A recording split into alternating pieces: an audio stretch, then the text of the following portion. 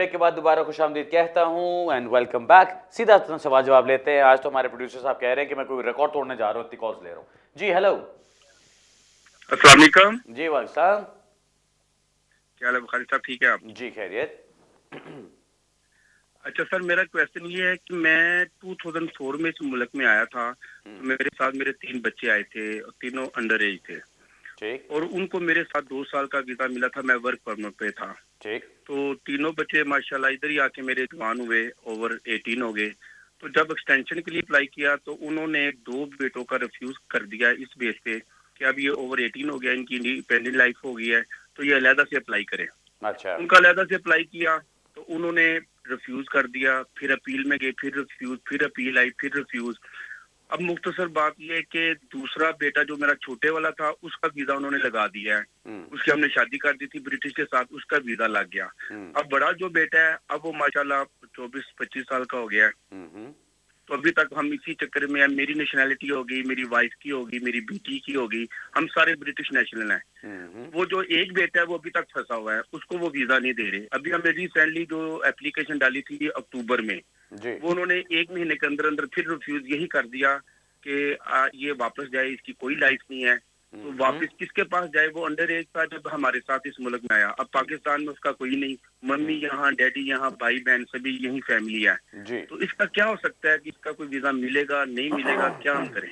Okay चलें मैं बताता हूँ। पहले तो ये बात है कि जो रूल्स कहते हैं वो ये कि अगर आपके साथ एक दफ़ा एंट्री क्लियरेंस लगती है किसी बच्चे की जो 18 साल से कम होता है, जब आपने एक्सटेंशन के लिए अप्लाई करना है तो प्रोवाइडेड आपने उसका डिपेंडेंसी अपने ऊपर ही दिखाई है तो उसकी एक्सटेंशन भी आपके साथ ही लगती है। जब आपने इंडेफिनिट लीव के लिए अप्लाई करना है तो उसकी इंडेफिनिट लीव भी आपके साथ ही लगती है। आपने मेरा ख्याल है कहीं पे गलती कोई ना कोई ऐसी की है कि जहां पे आपने जब एक्सटेंशन के लिए अप्लाई करना था तो आपने कुछ ये दिखाया कि जी बच्चे 18 साल से ऊपर हो गए और काम कर रहे हैं या अपनी इंडिपेंडेंट लाइफ जी रहे हैं। अब अगर वो चीज़ हो जाए तो फिर उसको रिफ्यूज़ कर सकते हैं। अगर उनका काम शाम ना हो, वो आपके साथ ही रह रहे हों, वो आपके ऊपर ही डिपेंडेंट हों, एज स्टूडेंट्स चल रहे हैं या कुछ ऐसा चल रहा है, तो फिर वो आपके साथ ही काम हो जाता है। एनीवे अब बताने का उसका फ़ायदा इसलिए नहीं कि वो टाइम गुजर चुका हुआ। अब जो बात समझ आती है मुझे कि आप ब्रिटिश नेशनल हो चुके हैं, आपकी फैमिली हो चुकी है, आपके बाकी बच्चे हो चुके हैं, एक जो बेटा आपका रह गया है, ठीक है वो एडल्ट है, लेकिन उसने यहाँ पे कितना टाइम गुजारा है? अगर मैंने सही सुना है तो आपने 2004 बताया था कि 2004 में आप आए थे यहाँ पे वर्क परमिट पे। अगर ऐसी बात है तो उसको यहाँ पे रहते हुए अब तकरीबन 10 साल हो गए हैं। दूसरी बात, रूल्स के अंदर जो आजकल जो अब इमिग्रेशन रूल्स चल रहे हैं, मैंने लास्ट वीक भी वो जिक्र किया था गुलशन केस का, क्योंकि गुलशन केस अब हर जगह पे मेंशन किया जा रहा है आजकल कोर्ट्स के अंदर। वहां पे उसके अंदर गुलशन के अंदर ये चीज कही गई है कि अनलेस आप जब आप रूल्स को देखें, रूल्स के अंदर आर्टिकल 8 को हमने इंक्लूड कर लिया है, होम ऑफिस ने इंक्लूड कर लिया है। सो रूल्स हमारे नजदीक काफी हैं अनलेस आप कोई एक्सेप्शनल कंपैशनेट सर्कमस्टांसेस दिखा सकें, एक्सेप्शनल सर्कमस्टांसेस दिखा सकें कि जिसकी वजह से कहें कि नहीं जी आर्टिकल 8 को कंसिडर करना चाहिए। अब मैं ये कहूंगा कि आपकी सिचुएशन, आपके बेटे की सिचुएशन उसके अंदर गिरती है कि आप उसको एक्सेप्शनली आर्ग्यू करें, क्योंकि जब वो यहाँ पर आया था, जिस आपने बताया कि वो 18 साल से कम उम्र का था, अब वो यहाँ पर आया, यहीं पे पला बड़ा, यहीं पे चलता रहा, आपके साथ ही उसकी लाइफ चल रही है। अब अगर उसको कहा जाए कि भाई तुम वापस पाकिस्तान जाओ 10 साल के बाद और वहाँ जाके अपनी ज़िंदगी चलाने की कोशिश करो, तो वो एक नाइंसाफ़ी वाली बात है। क्यों? एक तो ये कि जब वो वहाँ से निकला था तो वो एडल्ट नहीं था, सो उसने वो अपनी जो एक एडल्टहुड है वो उसने वहाँ पे शुरू नहीं की थी। तो एक तो ये पॉइंट उठता है। दूसरा पॉइंट ये उठता है कि जब आप मीनिंग देखते हैं कि ये जो लॉस्ट टाइज वाला जो बात है, इसका मतलब क्या है, इसका मकसद क्या है? ऑगन डीमो केस का नाम है। ऑगन डीमो के अंदर ये चीज कही गई है कि आर्टिकल 8 के लिहाज से जब आप लाइफ को देखते हैं या आप रूल्स के लिहाज से जब देखते हैं कि जी वो क्या आपकी टाइज हो सकती हैं, तो उसका मतलब ये कि क्या आपकी लाइफ एग्जिस्ट करती है। क्योंकि सीधी सी बात है, बेटा आपका अगर जब यहां पर आया था, लेट्स से वो 16 साल का था या 15 साल का था और वो उर्दू बोलता आया वहां से, तो उसने उर्दू अब भूल नहीं जानी। वो आपके साथ अभी बात करेगा तो वो उर्दू में बात करेगा। अगर उसकी नेशनैलिटी देखें तो नेशनैलिटी उसकी खत्म नहीं हो जानी, नेशनैलिटी खो नहीं जाएगी उसकी। वो पाकिस्तानी नेशनल तब भी था, पाकिस्तानी नेशनल अभी भी रहेगा। लेकिन अगर ये कह दिया जाए कि जी आपकी नेशनैलिटी वहां की है, आप जबान वहां की बोलते हैं, तो आपकी तो टाइज वहां पे अभी भी हैं, तो उसका मतलब कि ये जो रूल उन्होंने बनाया है कि you have lost all ties with your country, अगर आपकी नेशनैलिटी और आपकी लैंग्वेज एबिलिटी चल रही है तो ये रूल तो कभी आपके ऊपर अप्लाई ही नहीं हो सकता। तो कोई सेंस नहीं बनती। इसलिए ओगनडीमू के अंदर ये चीज कही गई है कि अगर आपकी लाइफ को देखना है तो ये देखा जाए कि वहां पे आपकी क्या टाइज हैं, क्या लाइफ है, वो लाइफ में क्या चीजें आती हैं। आपका घर है, वहां पे आपकी कोई फैमिली मेंबर्स हैं जिनके साथ आप रह सकते हैं, जिनके साथ आप क्लोज हैं। क्या ऐसा कोई काम आपका है जो आप वहां कर सकें? जब आप वहां से निकले थे तो जो आप करते थे, क्या आप उसी चीज में वापस जा सकते हैं? अब आपके बेटे की सिचुएशन अगर देखी जाए तो ये सारी चीजें उससे दूर हो चुकी हैं। आप लोग यहाँ पर सेटल्ड हैं, आपकी वाइफ भी यहाँ पर है, आपकी बेटी भी यहाँ पे, आपका बेटा भी यहाँ पे। सो सारी फैमिली, उसकी जो इमीडिएट फैमिली है वो सब यहाँ पर है। आपने मुझे बताया कि उसका पाकिस्तान में अब कोई भी नहीं है, पाकिस्तान में कोई ऐसे लोग नहीं है जिसको लुक आफ्टर कर सकें। अब होता क्या है, हम कोर्ट में जाते हैं जब इनकी अपील्स करने के लिए, तो वहाँ पे वो होम ऑफिस का वकील बैठा होता है और कहता है, अच्छा जी आप बताएं कि आपके कोई मदर की तरफ से कितने बहन भाई थे, आपके फादर की तरफ से कितने बहन भाई थे, अच्छा वो अब किधर हैं? सो आपने कहीं कोई एक आधा लंगड़ा लूला अंकल निकाल लिया या आंटी निकाल ली, बस वो उसके पीछे पड़ जाते हैं कि जी आपकी तो आंटी अभी भी वहां पर रहती है। और भाई रहती है तो क्या हुआ? रूल्स कहां पे ये चीज कहते हैं कि एक आंटी निकल आई तो वो उसी आंटी के सर पे जाके मैंने बैठ के रहना है वहां पे? ऐसी बात तो नहीं है। सो ये चीजें ऐसी हैं कि आपने पॉइंट आउट जो चीज करनी है वो ये कि क्या आपकी लाइफ अभी भी वहां पे चल रही है? Are you expected to go back to what you had before? अब आपका बेटा जब यहां पर आया तो वो 18 साल से कम उम्र का था। सो उसने वहां पे एक इंडिपेंडेंट लाइफ अपनी शुरू नहीं की थी। अगर उसकी इंडिपेंडेंट लाइफ उस वक्त नहीं थी तो आप इस वक्त उसको एक्सपेक्ट करें कि जाके, क्योंकि अब वो जगह इसके लिए बिल्कुल एक नई जगह बन चुकी है। जिसने 10 साल यहां पे गुजारे, ठीक है, फॉर एग्जाम्पल अभी वो आप कहते हैं कि जी 24 साल का हो गया वो, अगर वो 24 साल का है, 14 साल उसने वहां पे गुजारे, 10 साल उसने यहां पे गुजारे, इसका मतलब ये कि वो सिर्फ 14 ईयर्स का बच्चा था जब वो वहां पे था, तो कोई सेंस तो नहीं बनती उस चीज की भी। एनीवे, जो भी आपके फैक्ट्स होंगे उसके मुताबिक आपको देखना है कि आपकी एप्लीकेशन किस तरह से की जा सकती है। लेकिन आपकी एप्लीकेशन को अभी उन्होंने रिफ्यूज तो कर दिया, आप कह रहे हैं कि जी अभी वो 1 महीने के अंदर उन्होंने रिफ्यूज कर दिया। अब आप दो चीजें कर सकते हैं। एक चीज तो आप ये कर सकते हैं कि आप इसको जुडिशियल रिव्यू में फौरन चैलेंज करें, जिसमें कि आप इसी पॉइंट के ऊपर आर्ग्यू करें कि जी हाई कोर्ट को यानी कोर्ट को जाके इस चीज का फैसला करना चाहिए कि इस तरह के सर्कमस्टांसेस के अंदर क्या इसकी अभी भी टाइज बाकी हैं। अगर तो ये चीज आप करते हैं, हो सकता है पूरा आपको आगे तक कोर्ट में लड़ना पड़े, क्योंकि अब तो सारे ये मैटर्स आपको ट्राइब्यूनल में सुने जाते हैं। वहां पे अगर इसका मैटर का फैसला आपके हक में हो जाता है, बहुत अच्छी बात है। अगर नहीं होता तो फिर क्या करेंगे? फिर आप वापस होम ऑफिस को रिक्वेस्ट करते हैं कि ऑल राइट फाइन, आपने रिफ्यूज कर दिया इसको, अब निकालो इसको यहां से। जी आपने सही सुना, अब निकालो इसको, रिमूवल डायरेक्शंस दो। बिकॉज जब आप रिमूवल डायरेक्शंस की बात करेंगे वहां पे आपको राइट ऑफ अपील मिलेगा। जब राइट ऑफ अपील मिलेगा, आप पूरी की पूरी फैमिली अपने फ्रेंड्स को लेके, उसके फ्रेंड्स को लेके, अपने रिश्तेदारों को लेके, सारे फैक्ट्स लेके फिर आप कोर्ट में जाइए एक इमिग्रेशन जज के सामने। वहां जाके अपने केस की बहस करें, वहां जाके जज को बताइए कि भाई इसकी जिंदगी मेरे साथ है, इसकी लाइफ पूरी की पूरी यहां सेटल हुई है, ये पाकिस्तान में बच्चा था। अब इसको कहा जाए कि एडल्ट होने के बाद 10 साल यहां गुजारने के बाद, 10 साल उस मुल्क में गुजारने के बाद जहां इसने होश संभाली है, अब इसको कह दिया जाए कि वापस उस मुल्क में चले जाओ जहां पे इसका और कोई फैमिली मेंबर नहीं, तो क्या वो सही है? क्या इसकी टाइज वाकई बनती हैं उस कंट्री के साथ? ये पॉइंट आपको आर्ग्यू करना है। अब अगर सही तरह से आप इसको आर्ग्यू कर लेते हैं इमिग्रेशन जज के आगे, तो मेरा ख्याल है कुछ चांस बन सकता है। मैं ये नहीं कहूंगा कि हाँ जी गारंटीड काम हो जाएगा, लेकिन आपका कुछ ना कुछ चांस बन सकता है, जिस तरह से मैंने बताया, अगर इस तरह से इस केस को आप आर्ग्यू कर लें तो। All right sir, best of luck जी। अगला सवाल लेते हैं जी। हेलो हेलो, मेरा ख्याल है कॉल ड्रॉप हो गई, नेक्स्ट वाली लेते हैं जी। हेलो हेलो जी। हेलो, सत श्री अकाल भाजी। हेलो जी, वालेकुम सत श्री अकाल, ਕੀ ਹਾਲ ਹੈ? ਠੀਕ ਹੈ ਭਾਜੀ। ਉਹ ਭਾਜੀ ਇਦਾਂ ਮੇਰੀ ਅਪੀਲ ਨਾ 6 ਤਰੀਕ ਨੂੰ ਆਪਣੇ ਲਾਅ ਕੀਤੀ ਸੀਗੀ, ਉਹਨੇ 6 ਤਰੀਕ ਨੂੰ, ਤੇ ਮੈਨੂੰ ਫੈਸਲਾ ਨਹੀਂ ਆਇਆ ਕੋਈ ਹਜੇ ਤਾਈਂ ਵੀ ਕਿੰਨਾ ਚਿਰ ਹੋ ਲੱਗਾ ਦਾ। ਹਿਊਮਨ ਰਾਈਟ ਵਿੱਚ ਸੀਗੀ ਮੇਰੀ ਅਪੀਲ। ਅੱਛਾ। ਤੇ ਮੇਰੀ ਇੰਗਲਿਸ਼ ਵਾਈਫ ਸੀ, ਤਾਂ ਮੈਨੂੰ ਉਹਨੇ ਅਪੀਲ ਦਿੱਤੀ ਸੀਗੀ, ਅਪੀਲ ਮੈਂ ਜਿੱਤ ਗਿਆ ਵਾ। ਕਿੰਨਾ ਚਿਰ ਲੱਗ ਸਕਦਾ ਹੋਰ? ਤਕਰੀਬਨ 3 ਮਹੀਨੇ ਇੰਤਜ਼ਾਰ ਕਰ ਲਓ, 3 ਮਹੀਨੇ ਤੇ ਲੱਗ ਹੀ ਜਾਂਦੇ ਨੇ। ਠੀਕ ਹੈ, ਤੁਸੀਂ ਸਿਰਫ 3 ਮਹੀਨੇ ਦਾ ਇੰਤਜ਼ਾਰ ਕਰ ਲਓ ਕਿ 3 ਮਹੀਨੇ 'ਚ ਤੁਹਾਨੂੰ ਸਟੇਟਸ ਲੱਗ ਕਰ ਆ ਜਾਣਾ ਚਾਹੀਦਾ ਹੈ। ਅਗਰ ਨਹੀਂ ਆਉਂਦਾ 3 ਮਹੀਨੇ 'ਚ ਤੇ ਫਿਰ ਕੁਝ ਹੋਮ ਆਫਿਸ ਨੂੰ ਦੁਬਾਰਾ ਲਿਖਣਾ, ਜਾਂ ਫਿਰ ਆਪਣੇ ਐਮਪੀ ਨੂੰ ਗੱਲ ਕਰਨਾ, ਜਾਂ ਫਿਰ ਆਪਣੇ ਵਕੀਲ ਨਾਲ ਗੱਲ ਕਰਨਾ, ਤੇ ਫਿਰ ਕੋਈ ਨਾ ਕੋਈ ਕੰਮ ਹੋ ਜਾਏਗਾ। Okay, best of luck and congratulations. Next call लेते हैं जी। हेलो, अस्सलाम वालेकुम सर। जी वालेकुम सलाम। सर मेरा सवाल ये है सर, मैं इधर इस कंट्री में 2007 में आया था, ठीक है, शादी करके जी। शादी करके आया तो सर मेरी उन्होंने ना स्टे नहीं करवाया, मेरा कोई स्टेटस नहीं है उधर, स्टेटस नहीं है सर। उसके बाद आज से 2 3 3 साल 4 साल पहले मैंने ना फिर इधर शादी की ब्रिटिश लड़की से। तो भी 2 बच्चे हैं, एक की 2.25 साल उम्र है, दूसरे की 1.5 साल उम्र है। तो सर मेरा कुछ हो सकता है इस कंट्री में, कुछ मेरा स्टेटस बन सकता है ये सर, इसके बारे अभी में तक कोई एप्लीकेशन डाली है आपने? हेलो सर कुछ भी नहीं, ऐसा कुछ भी नहीं, ना एप्लीकेशन डाली है, कुछ भी नहीं डाला। ओके चलें, बहुत अच्छा किया। अब आप जरा गौर से सुनिएगा मेरा जवाब क्या होता है। मुझे बताइए भाई, अगर आपको भूख लगी हो तो आप बैठ जाते हैं आंखें बंद करके कि मेरा पेट भर जाए खुद ही? ऐसा तो नहीं होता ना, आपको उठ के जाना पड़ता है, कुछ किचन में जाओगे, खाना लोगे, बेगम से शोर मचाओगे कि मुझे खाना दो, कुछ ना कुछ करोगे ना।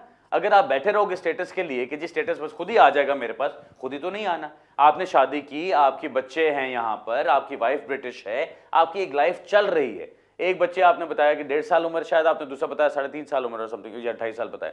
अब जो भी है, अगर आप कम से कम 2 साल से अपनी वाइफ के साथ रह रहे हो, जो ऑब्वियसली रह रहे होगे, तभी आपके बच्चे हो रहे हैं माशाल्लाह।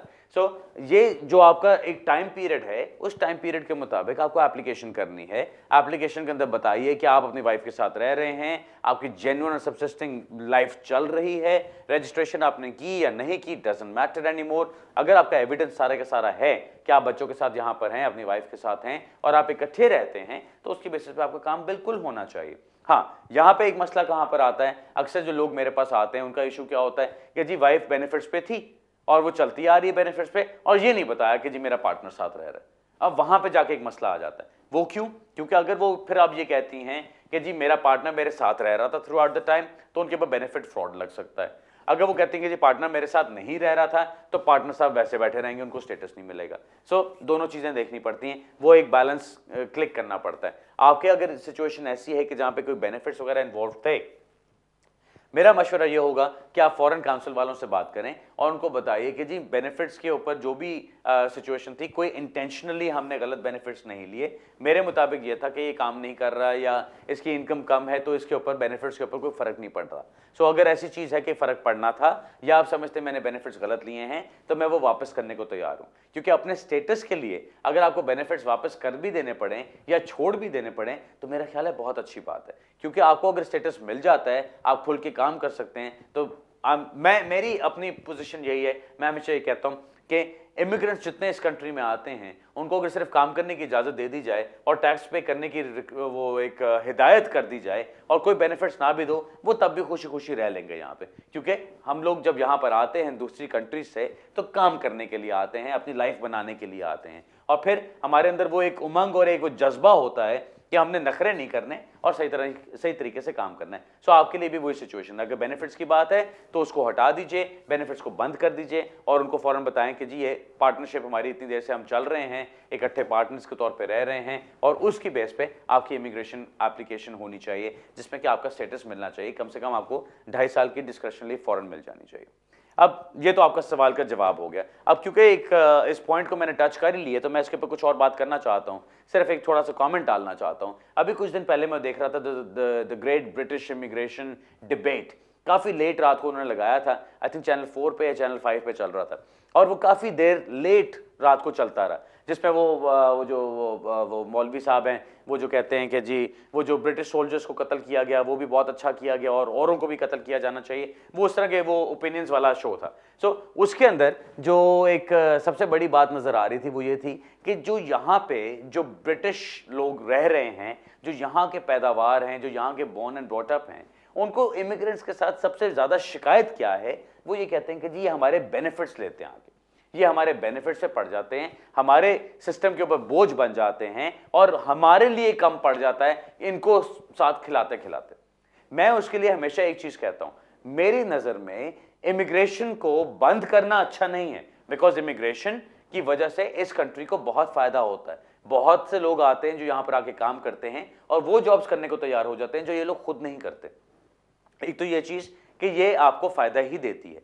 दूसरी चीज है कि अगर आपको ये लगता है कि इमिग्रेंट्स आके बोझ बन जाते हैं, तो इमिग्रेंट्स को बेनिफिट्स बंद कर दो। कौन कहता है कि जैसे ही आपने किसी को इंडेफिनिट लीव दी फौरन उसको तमाम बेनिफिट्स ओपन कर दो? कौन कहता है कि अगर यूरोप से कोई इमिग्रेंट यहां पर आता है तो फौरन उसको सारा कुछ दे देना शुरू कर दो? यहाँ पे तो कोई ऐसी रिक्वायरमेंट नहीं है कि जो इमिग्रेंट्स की तरफ से प्रेशर हो। इमिग्रेंट्स तो बेचारे आते हैं यहाँ पे उन कंट्रीज से जहाँ पे उनको कुछ नहीं मिल रहा होता। अब वो यहाँ पर आते हैं, आके उनको एक अच्छी होप नजर आती है, एक अच्छी जिंदगी नजर आती है, मेहनत करते हैं, काम करते हैं, जो चार पैसे बनाते हैं, अपने आप को भी खिलाते हैं, अपने बच्चों को भी खिलाते हैं और कुछ पीछे अपने घर भी भेजते हैं। आमतौर पर मैंने जो लोग देखे हैं वो तो ऐसे ही होते हैं। अब उनको अगर आप कहो कि नहीं जी बेनिफिट्स नहीं मिलेंगे, आपको खुद अपने पैरों पे खड़े होना है और अपने आप को लुक आफ्टर करना है, तो मेरा ख्याल है किसी को शिकायत नहीं होगी, क्योंकि उनको फिर भी एक बेहतर जिंदगी मिल रही है। और अगर बेनिफिट्स आप उनके बंद कर देते हैं तो मेरा ख्याल है बाकी सारी यूके की पॉपुलेशन को भी कोई शिकायत नहीं होगी कि इमिग्रेंट्स यहाँ पे रह रहे हैं, बिकॉज वो बेनिफिट्स तो नहीं ले रहे। एक सिंपल सोल्यूशन है, अगर इसको कोई देख ले तो मेरा ख्याल है बहुत ज्यादा एक मसला हल हो जाएगा। जो इमिग्रेंट्स के पीछे पड़े हैं वो एक दुश्मनी खत्म हो जाएगी इमिग्रेंट्स के साथ। एनीवे, अगली कॉल लेते हैं जी। हेलो, अस्सलाम वालेकुम। वालेकुम सलाम जी। जी मैंने अपना एंटरप्रेन्योर के लिए अप्लाई किया था, तो as a team member apply किया था। हाँ, तो हमारा रिफ्यूजर जो ना वो एक ही लगा है दोनों का, कि उसने जो अपनी बैंक की स्टेटमेंट शो करवाई थी उसके ऊपर मेरा नाम नहीं है। 25,000 उसके थे, 25 मैंने शो किए थे। और उसका जो रिफ्यूजर लगा है वो ये लगा कि मेरी स्टेटमेंट पे उसका नाम नहीं है जी। इसलिए उन्होंने कहा कि आप एक दोनों की जो ना एक्सेस नहीं कर सकते फंड जी।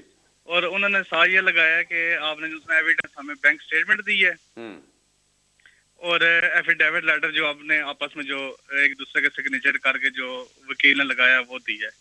तो नेक्स्ट मंथ हमारी हियरिंग है, तो उसके लिए आप क्या कहते हैं कि अगर हमें जो जो हम दोनों का जो बैंक अकाउंट है उसमें अगर एक किसी बैंक में अगर जॉइंट अकाउंट करके हम एक में फंड अगर डाल के और वो स्टेटमेंट हम ले जाएं और साथ लेटर बैंक ले जाएं तो वो चल जाएगी या इसी तरह भी सक्सेसफुल हो सकता है? ओके, चलिए मैं बताता हूँ जी। सर, आप ये याद रखें कि आप जिस चीज़ के साथ डील कर रहे हैं वो इमिग्रेशन रूल्स हैं। इमिग्रेशन रूल्स को जब बनाया जाता है उनको पार्लियामेंट से अप्रूव कराया जाता है। जब पार्लियामेंट ने एक चीज़ को अप्रूव कर दिया, इस वक्त बाहर अंधेरा है, अगर पार्लियामेंट अप्रूव करके कह दे कि इस अंधेरे को कल से हम रोशनी कहेंगे तो वो अब रोशनी बन जाएगी। ठीक, so parliament is supreme in the UK. अगर पार्लियामेंट ने कह दिया कि आपके इमिग्रेशन रूल्स ये हैं जिनको आपने फॉलो करना है, तो वो मैंडेटरी रिक्वायरमेंट्स बन जाती हैं। अब आप ये कहते हैं कि जी एक स्टेटमेंट लगाई गई कि जिसमें 25,000 अवेलेबल है, वो एक बंदे के नाम पे है, दूसरी स्टेटमेंट दूसरे बंदे के नाम पे 25,000 उसमें अवेलेबल है। आपने एफिडेविट साथ लगाए, दोनों स्टेटमेंट साथ लगा के कि जी हम दोनों की स्टेटमेंट्स हैं, हम दोनों के एफिडेविट्स हैं, हम दोनों एक दूसरे को ये पैसे अवेलेबल करेंगे और ये पैसे हमें अवेलेबल हैं। अब ये कॉमन सेंस में आपने अपनी तरफ से तो कर दिया इसको कि जी 25 उसका आया, 25 मेरा आया, 50 हमने जोड़ के इसको कर दिया, लेकिन इस तरह से होम ऑफिस इसको नहीं देखता, ना ही इमिग्रेशन रूल्स इसको इस तरीके से देखते हैं। इमिग्रेशन रूल्स ये कहते हैं कि the money has to be available to both of you at the same time. अब उसका सिंपल जो एक रास्ता होता है वो ये कि आप एक जॉइंट अकाउंट खोलें।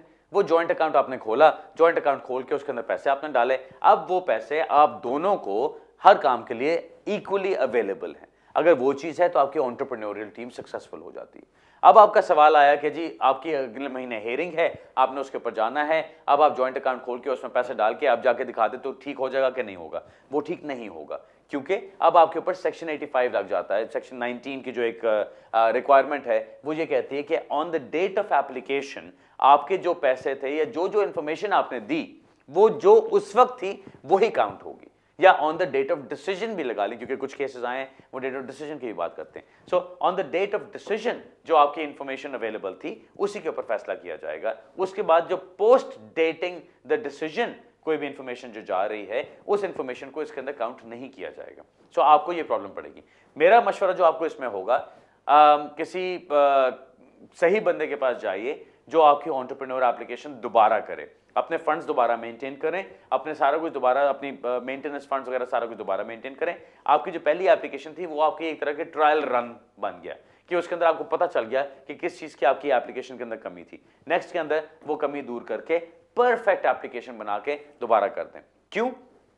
अभी आप जब अपील पे जाएंगे, मुझे नहीं लगता कि आप अपील पे सक्सीड कर सकते हैं इन पॉइंट्स के ऊपर, क्योंकि जो मैंने आपको जिस तरह से बात बताई, मुझे लगता है कि कोई नया एविडेंस जो आप अब लगाएंगे उस एविडेंस को जज इंक्लूड नहीं करेगा। सो आप अपील पे जाते हैं, अपील अगर आपकी रिफ्यूज कर दी जाती है, डिसमिस कर दी जाती है, तो उसके बाद आपके पास टाइम होता है to go for leave to appeal to the upper tribunal, या फिर आप उसको छोड़ दें और 28 दिन के अंदर या मुल्क छोड़ दें या 28 दिन के अंदर कोई नई एप्लीकेशन कर लें। सो आप अपील खारिज होने के बाद भी एप्लीकेशन कर सकते हैं, बट वो जो सारा आप खर्चा करेंगे अपील का, मेरे नज़र में वो बिल्कुल वेस्ट होगा। सो मुझे बेहतर ये लगता है कि आप अभी, अगर आपके पास फंड्स भी अपने मेंटेन्ड हैं, आपके पास अपना मेंटेनेंस अकाउंट भी मेंटेन्ड है, सारा कुछ है, आप नई एप्लीकेशन कीजिए, दोनों जॉइंट अकाउंट बना के रूल्स के मुताबिक प्रॉपरली उसको फॉलो करें और फिर एप्लीकेशन करें। मैं एक सिंपल से एग्जांपल देता हूं कि रूल्स की इस वक्त अहमियत क्या है। अगर रूल्स ये कहते हैं कि 2 + 2 विल इक्वल 4, ठीक है, आपने 2 + 2 4 पे लेके जाना है, ठीक है जी, कि 2 ये है तो 2 ये है, टोटल आपने 4 करना है। अगर आप कहते हैं कि जी मैं 1.5 यहां से ले लेता हूं तो 2.5 यहां से ले लेता हूं, सो 1.5 और 2.5 मिला के भी 4 बन जाता है, मैं उस तरह से शो कर देता हूं, तो वो नहीं मानेंगे। सिंपल बात ये है, ठीक, 2 + 2 = 4, नॉट 1.5 + 2.5। वो इस तरह की सिचुएशन है। आपको ये चीज करनी है कि जिस तरह से आपको कहा जा रहा है रूल्स के अंदर, आप एग्जैक्टली उसी तरह से करें, तब जाके आपकी एप्लीकेशन सक्सेसफुल होगी, जो कि मेरे नजदीक बिल्कुल अहमकाना है। लेकिन इस वक्त रूल्स ऐसे ही हैं और इस वक्त हमको उसी नजर से देखना पड़ेगा और उसी के तरीके से उसको डील करना पड़ेगा। सो बेस्ट ऑफ लक जी। अपील मुझे नहीं लगता कि आपकी सक्सेसफुल जाएगी। मेरी नजर में आपके लिए बेस्ट मशवरा यही होगा कि आप नई एप्लीकेशन कर दीजिए। अगला सवाल लेते हैं जी। हेलो हेलो जी, अस्सलाम वालेकुम जी जी। ये क्या नाम है, मैंने आपसे क्वेश्चन करना था जी। मैं ना डिपेंडेंट हूँ यहाँ पर ना, मुझे 4 इयर्स हो गए हैं, तो जो है ना अब ना इंडेफिनिट के लिए अप्लाई करना है। तो जो है ना तो लॉयर ने हमें बताया कि जो है ना मुझे ना B1 करना होगा कोर्स और लाइफ इन द यूके ना जी। तो अब इंडेफिनिट लीव के लिए जो है ना ये इम्पोर्टेंट है दोनों कोर्सेज ना जी बिल्कुल, क्योंकि पहले नहीं होते थे ना जी अब हैं। तो जो है ना, हाँ, तो ना मुझे काफी, चले B1 तो मैं कर लूंगी और लाइफ इन द यूके ना काफी जो है ना हार्ड मुझे लग रहा है। अच्छा, और जो है ना बुक भी चेंज हो गई है, जी तो जो है ना मैं कह रही थी थोड़ा सा टाइम मिल जाए क्योंकि अभी हमने अप्रैल में ही अप्लाई करना है ना। हाँ, तो आप मैं एक्सटेंशन के लिए चाह अप्लाई रही कर थी तो सकती हैं जी। अगर आप इंडेफिनिट के लिए ना भी अप्लाई करें तो आप एक्सटेंशन के लिए अप्लाई कर सकती हैं। उसमें आप उनको कह सकती हैं कि जी मेरी इंडेफिनिट लीव बनती तो है, लेकिन मेरा टाइम अभी पूरा, मेरा जो रिक्वायरमेंट्स हैं वो अभी पूरी नहीं कर सकती, तो मुझे एक्सटेंशन चाहिए। जब मैं रिक्वायरमेंट्स पूरी कर लूंगी तो फिर मैं उसकी बेसिस पे अप्लाई कर दूंगी इंडेफिनिट लीव के लिए। क्योंकि 28 अक्टूबर 2013 को उन्होंने नया टेस्ट भी इंट्रोड्यूस किया था और जो नया रूल आया था वो ये आया था कि अब नेशनैलिटी के लिए या इंडेफिनिट लीव के लिए किसी ने भी जब अप्लाई करना है तो उनको life in the UK test भी करना पड़ेगा और उनको अप्रोप्रिएट लेवल पे लैंग्वेज टेस्ट भी दिखाना पड़ेगा। अब अगर आपने इंडेफिनिट लीव के लिए अप्लाई करना है, आपकी फॉर एग्जांपल डिग्री कोई यहाँ से हुई हुई है, तो फिर आपको वो करने की जरूरत नहीं होती, लैंग्वेज टेस्ट करने की जरूरत नहीं होती। लाइफ इन द यूके फिर भी करना पड़ेगा आपको। मैं ये कहूँगा आपका अप्रैल में टाइम कंप्लीट हो रहा है जब आपने इंडेफिनिट के लिए अप्लाई करना है। पहले तो कोशिश करें कि आप टेस्ट पास कर लीजिए। इतना बड़ा हवा नहीं है वो, किताब देख के जरा लगता है कि बड़ा मुश्किल है, लेकिन इतना मुश्किल है नहीं वो। अगर आपकी इंग्लिश इस लेवल की है कि आप बोल सकती हैं और समझ सकती हैं और रीड कर सकती हैं, तो life in the UK test भी आप कर सकती हैं। उसको ट्राई करके देख लीजिए एक दफ़ा कम से कम। अगर ट्राई करके आपको नज़र आता है कि नहीं अभी नहीं हो रहा, मुझे और टाइम की ज़रूरत है, मुझे और मेहनत की ज़रूरत है इसके ऊपर, तो ठीक है, फिर तो आपको कुछ और करना पड़ेगा। लेकिन आप जब इंडेफिनिट लीव का आपका टाइम आ रहा होता है, अगर आप वो इंडेफिनिट लीव के वक्त आप अप्लाई ना भी करें, उससे तो आप एक्सटेंशन के लिए अप्लाई कर दें, तब वो भी काम आपका चल जाएगा। और जब भी आप टेस्ट पास करती फिर इंडेफिनिट लीव के लिए अप्लाई कर लीजिएगा। ऑलराइट जी, best of luck with that. अच्छा नाज़रीन, हमारा ईमेल एड्रेस आपके सामने आ रहा होगा स्क्रीन के ऊपर। हमेशा की तरह मेरी रिक्वेस्ट यही होगी, मुझे छोटा सा सवाल कोई भेजेंगे तो मैं कोशिश करूंगा कि उसका फ़ौरन जवाब दे दूं। कोई लंबी बात करनी हो तो प्लीज़ अपॉइंटमेंट बना लीजिए। हमें आप 4 जगहों पे मिल सकते हैं। हम फिंचली में भी होते हैं, साउथ हॉल में भी होते हैं, ईस्ट लंदन में भी होते हैं और मैनचेस्टर में भी। और महीने में एक दफ़ा मैं बर्मिंघम का भी चक्कर लगाता हूँ, जिस तरह अभी मैं लास्ट वीकेंड फ्राइडे पे बर्मिंघम में था। सो मेरी कोशिश ये है कि मैं ज़्यादा से ज़्यादा लोगों के साथ मुलाकातें करूं, ज़्यादा से ज़्यादा जगहों पे जाके मुलाकातें करूं, ताकि मैं ज़्यादा से ज़्यादा एरिया कवर कर सकूं। बंदा फिर भी एक ही है, तो इसलिए थोड़ी सी लिमिटेशंस रहती हैं। एनीवे अगर आप मुझे ढूंढना चाहते हैं, मेरे वेबसाइट से ढूंढ सकते हैं, ईमेल से ढूंढ सकते हैं, और भी जो भी जिस तरीके से आप ढूंढना चाहें। यूट्यूब पे हमारी वीडियोस आती रहती हैं, आप वहाँ से भी ढूंढ सकते हैं। अगले हफ्ते इंशाल्लाह इसी जगह इससे वक्त दोबारा मुलाकात होगी। बाकी इस हफ्ते का जो प्रोग्राम मैं शुरू में बता चुका हूँ, कल इंशाल्लाह ईस्ट लंदन में है और थर्सडे को साउथ हॉल में और फ्राइडे को मैनचेस्टर में। इंशाल्लाह वहाँ भी आपसे लोगों से मुलाकात होगी और फिर अगले हफ्ते इसी जगह इसी वक्त दोबारा से मुलाकात होगी। तब तक के लिए इजाज़त चाहता हूँ, इंशाल्लाह फिर मुलाकात होगी। खुदा हाफिज़ एंड गुड इवनिंग।